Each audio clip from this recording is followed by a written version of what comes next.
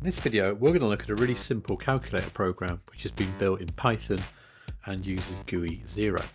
If you haven't used guizero, check out some of these videos and also check out the link in the description to download the module.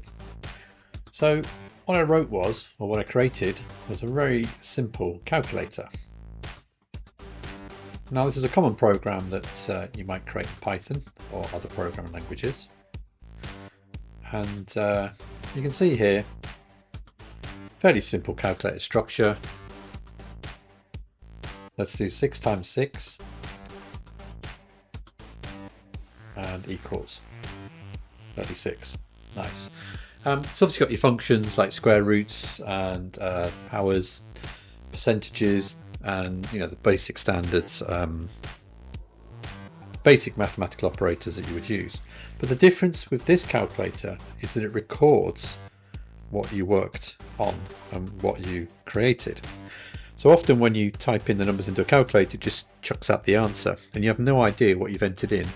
And if this was a test or an assessment, or if you needed to record the calculations that somebody did, then you can't. So the difference with this program is that it records the calculations. So let's do a couple of calculations. Let's do 5 times 4.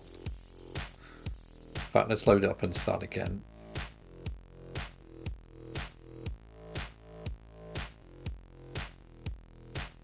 Okay, so let's do 5 times 4 equals 20 times 5